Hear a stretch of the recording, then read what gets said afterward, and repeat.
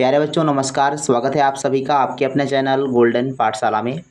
दोस्तों आज के वीडियो में कक्षा 8 के विद्यार्थियों के लिए अर्धवार्षिक परीक्षा 2024 विषय विज्ञान का संपूर्ण प्रश्न पत्र हल करेंगे। आप सभी लोग वीडियो को लास्ट तक जरूर देखिएगा। प्यारे बच्चों ये प्रश्न पत्र NIM-01 कोड का है, तो यदि आपके विद्यालय में NIM-01 कोड का प्रश्न पत्र आता है तो आप इसको याद करके जाएं। सेम इसी पैटर्न पर आधारित आपका प्रश्न पत्र आएगा। अदरवाइज इसको एक मॉडल पेपर की तरह आप तैयार करें ताकि आपकी अर्धवार्षिक परीक्षा की तैयारी बेहतर तरीके से हो सके। तो प्यारे बच्चों समय आपका 2.5 घंटे रहेगा और पूर्णांक आपका रहेगा 50 का। विज्ञान का जो पेपर होता है वो 50 का पूर्णांक इसमें रहता है। तो नोट दिया गया है सभी प्रश्न हल करने अनिवार्य हैं। यहाँ पर नोट दिया गया है सभी प्रश्न करने अनिवार्य हैं, अर्थात जो प्रश्न आपको दिए जा रहे हैं सभी प्रश्न करने हैं, एक भी प्रश्न आपको मिस नहीं करना है, छोड़ना नहीं है। तो पहला प्रश्न बच्चों जो दिया गया है वो बहुविकल्पीय प्रश्न है। इसमें 4 प्रश्न दिए गए हैं। प्रश्न संख्या का दिया गया है ऊर्जा के नवीकरण स्रोत हैं। ऑप्शन दिए गए हैं पेट्रोल, डीजल, LPG, सौर ऊर्जा। तो इसका बच्चों राइट आंसर हो जाएगा ऑप्शन नंबर द सौर ऊर्जा। सौर ऊर्जा जो है ये ऊर्जा का नवीकरणीय स्रोत है। इसके अलावा पवन ऊर्जा, जल ऊर्जा, ज्वारीय ऊर्जा, ये सभी जो ऊर्जाएं हैं ये नवीकरणीय ऊर्जा के स्रोत होते हैं। पेट्रोल है, डीजल है, LPG है, कोयला है, प्राकृतिक गैस है, ये सभी अनवीकरणीय ऊर्जा के स्रोत कहलाते हैं।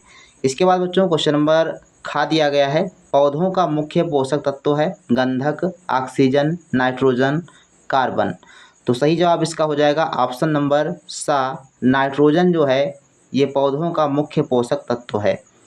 प्रश्न संख्या गा है बॉक्साइट किसका अयस्क है? सोडियम, लोहा, एल्युमिनियम या कॉपर। तो बॉक्साइट बच्चों है ये एल्युमिनियम का अयस्क। ऑप्शन नंबर सी आपका सही जवाब हो जाएगा। काफ़ी इंपॉर्टेंट है, आप इसको ज़रूर याद कर लेंगे। घा प्रश्न बच्चों दिया गया है पेचिश रोग होता है। अब यहाँ पर ऑप्शन आपको दिए गए हैं अमीबा द्वारा, पैरामीशियम द्वारा, एंट अमीबा द्वारा या प्लाज्मोडियम द्वारा। तो बच्चों पेचिश रोग जो होता है एंट अमीबा हिस्टोलिटिका द्वारा होता है। इसका राइट आंसर बच्चों हो जाएगा ऑप्शन नंबर सी, यानी सा ऑप्शन आपका सही है। क्वेश्चन नंबर 2 है रिक्त स्थानों की पूर्ति करो।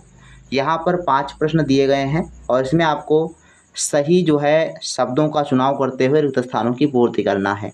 तो का देखो प्रश्न दिया गया है न्यूट्रॉन की खोज खाली स्थान ने की थी, अर्थात न्यूट्रॉन की खोज किसने की थी?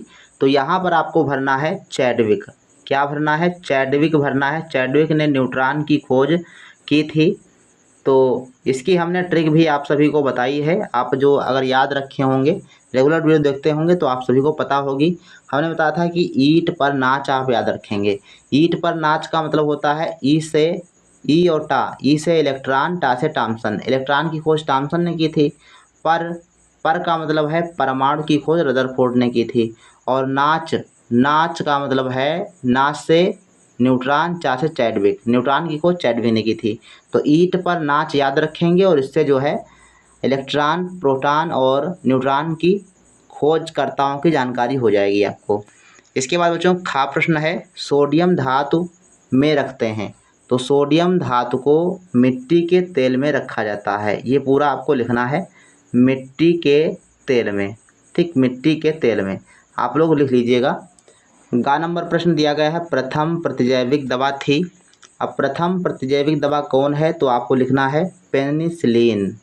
पेनिसिलिन आपकी क्या है? प्रथम प्रतिजैविक दवा है पेनिसिलिन।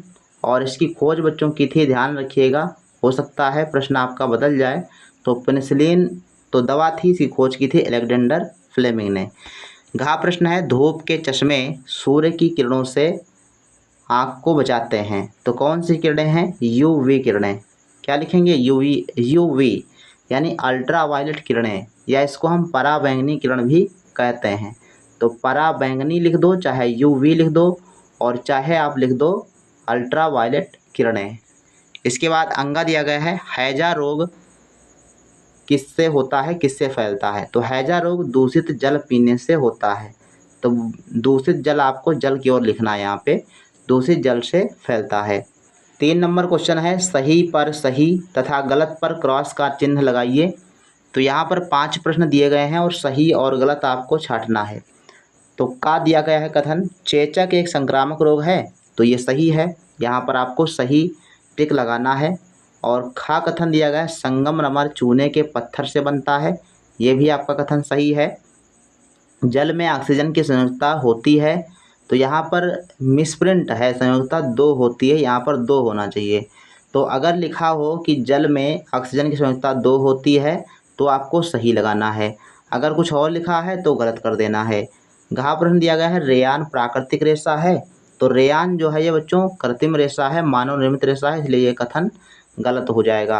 अंगा है, सभी सूक्ष्मजीव हानिकारक होते हैं, ऐसा नहीं है, सभी सूक्ष्मजीव हानिकारक नहीं होते हैं, कुछ लाभदायक भी होते हैं।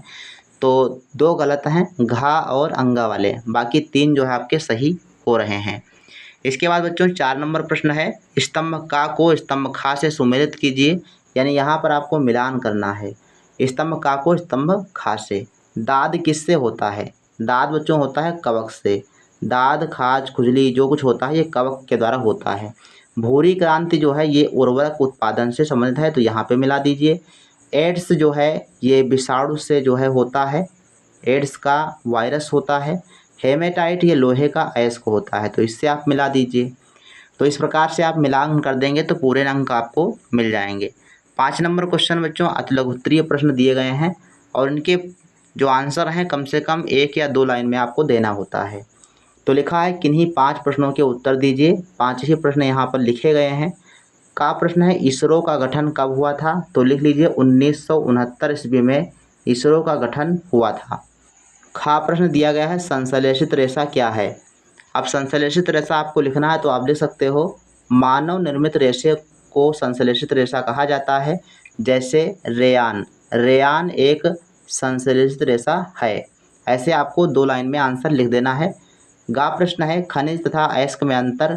अब खनिज क्या होते हैं? खनिज धरती से खोद कर निकाले गए पदार्थ खनिज कहलाते हैं, या कह सकते हो कि भूमि से खोद कर निकाले गए पदार्थ खनिज कहलाते हैं। और अयस्क, जबकि अयस्क जो है ऐसे खनिज होते हैं जिनसे धातु का निष्कर्षण कम समय में और कम खर्च में किया जा सके।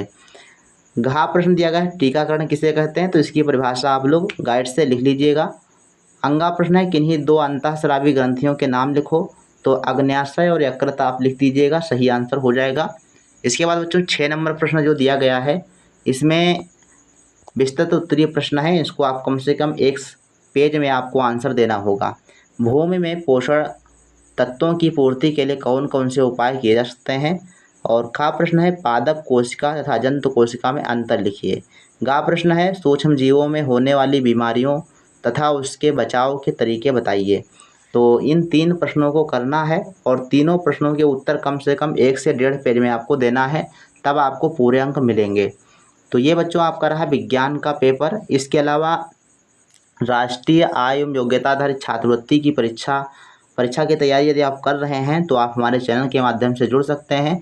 फ्री में निःशुल्क तैयारी आप सभी को कराई जाती है, जिसमें एक भी पैसा आपका कहीं पर नहीं लगने वाला है और सारी सब्जेक्ट की सुचारू रूप से वीडियो आप सभी को मिल जाएंगी और साथ में PDF भी प्राप्त हो जाएगी। तो आप सभी लोग टेलीग्राम चैनल को ज्वाइन कर लें।